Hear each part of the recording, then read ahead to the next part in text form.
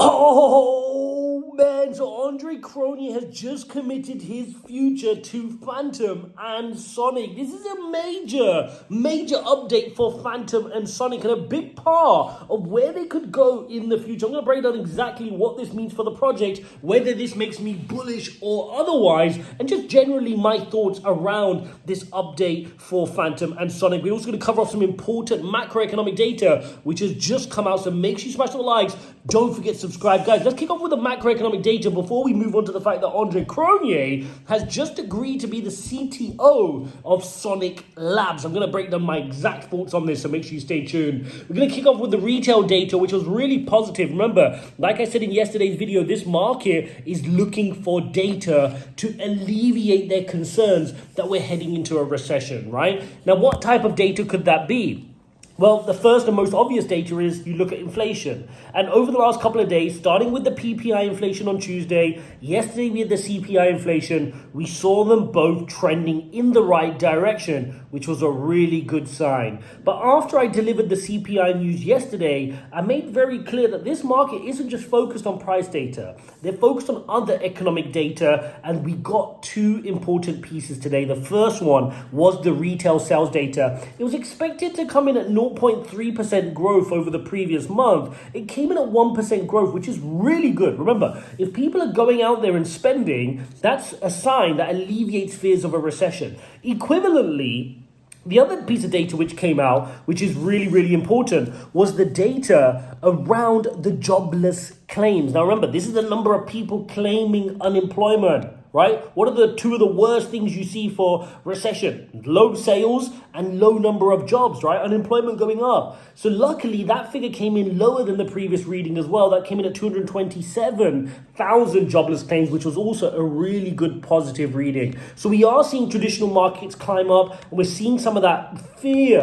that Jerome Powell would have to come out and cut aggressively start to dissipate a little bit. And again, like I said, when we were heading into this month, expect this volatility. Expect the market to continue to look for pieces of data in every little macroeconomic clue we can get. Expect them to be digging into company earnings report to be like, are we heading into a recession? If so, they're going to dump and panic. If we see data that suggests we're not heading a recession, expect pumps on those days. Really good for a trading market, right? And I'm actively trading in this market. So if you guys want to see how I'm trading this market, make sure you're in my Telegram community. Link will be in the description for that one.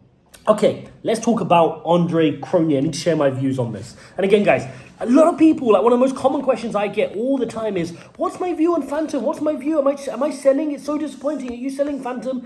Guys, if you followed any of my content, you will understand one thing, hopefully. And that is that when I invest in a project, I invest for a long time, right? I've been making content for 2.5, 3 years, whatever it is right now. And I've been investing for a very long time. I have serious conviction.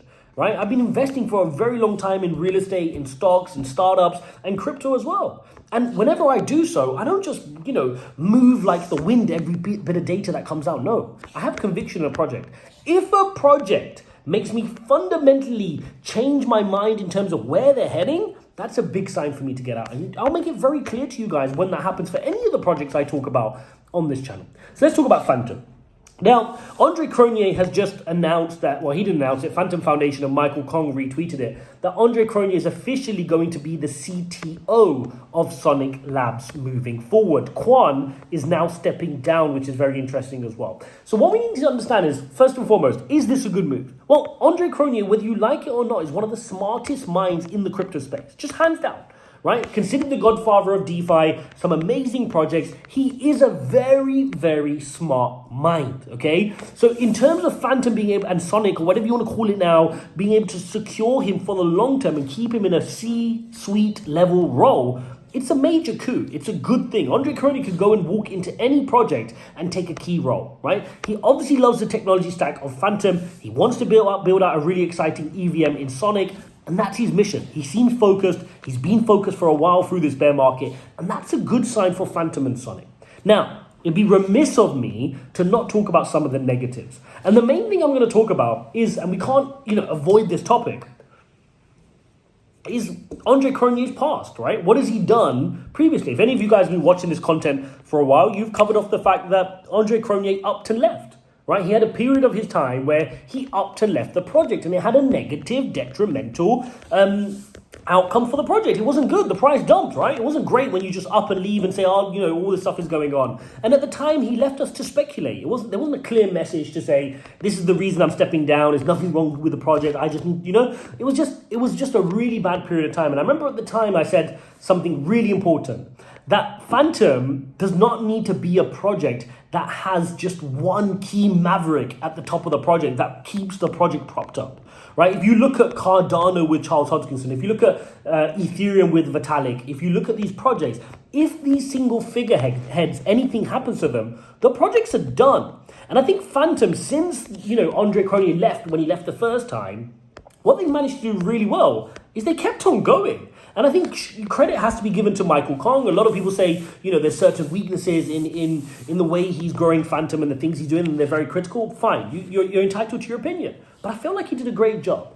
Now, does that suddenly mean that because Andre Cronje is here, he's now just going to be front and center? No, but naturally, he does attract a lot of attention. When he tweets, people pay attention. When he speaks, people pay attention. And that can have a positive effect for a price. Equivalently, it can have a negative price implication as well. So that's something to keep in mind. But purely from a roles perspective, what a great hire, right? Not a hire because he's already, of course, been working on the project. He's been there.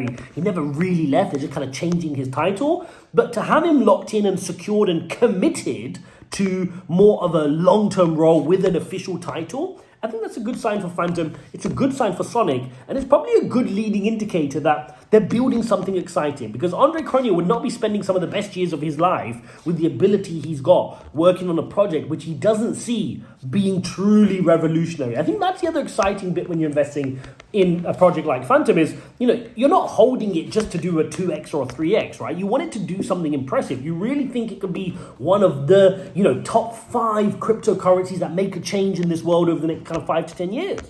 And again, if I see one of the smartest minds working on a project, committing his, days and nights and hard work and his energy and programming all into this project, that gives me confidence to invest in that project. So overall, really good news, but I did just want to share that message that, look, I'd be lying if I didn't say it crossed my mind that I don't want Phantom to go all the eggs in Andre Cronje, only for him to have an episode where he has to leave again, and that negatively affects the project. It's great he's working on it. Does he now need to start, being at the forefront and really, being a bit of a maverick / bringing in all the marketing and attention as well? Probably not needed, right? It'd be good if we don't put him as a figurehead and we just understand that it's a whole project with a bunch of talented people working on some exciting things. If we keep it that way things are not going to just suddenly start collapsing if something happens to the figurehead of Phantom because he decides to take 6 months off. Hope this video makes sense, guys. Some positive macroeconomic data. Bitcoin still hovering around that 60,000 level mark. But look, these are the times, right? I was just sharing with our Telegram community, which you can join for free, by the way, links in the description, that when the market is fearful, and by the way, fear and greed index still sitting at around 29 in fear, these are the moments I want to accumulate, right? These are the moments where I want to train my brain to buy the dip. I want to do the opposite of what other people are doing. If I do the same as everybody's doing, I'm going to get the same results. I fundamentally want to outperform the market, right? So I need to train myself to not buy when others are buying. People find it easy to buy when the markets are green. It gives you this confirmation bias that everybody's buying. The price is going up. Look, I press buy and it's green and the percent sign is so nice and green and going up. I don't need to do that. I need to train myself. And this is a tip I like to share. Train myself to be okay buying when the market is red. Even if it's a tiny amount, I just do it. I just do it to train my brain. Oh, look, fearful day, red day. We're buying a little bit now. I'm training myself to do that. And equivalently, if the market's pumping and super green and super greedy, I need to train myself to trim a little bit. Even if I'm trimming some from altcoins and putting it into Bitcoin and putting it into Ethereum, etc., I'm still trimming. And ultimately, if I can do that over time, if I can have a bit of a contrarian mindset where I'm trying to do the opposite of what the average person in the market's doing, that should hold me well in the long run. I think it's a really important psychological trait to work on. Hope you guys found this update useful. If you did, please don't forget to subscribe. Don't forget to like the video as well. And I'll see you in the next one.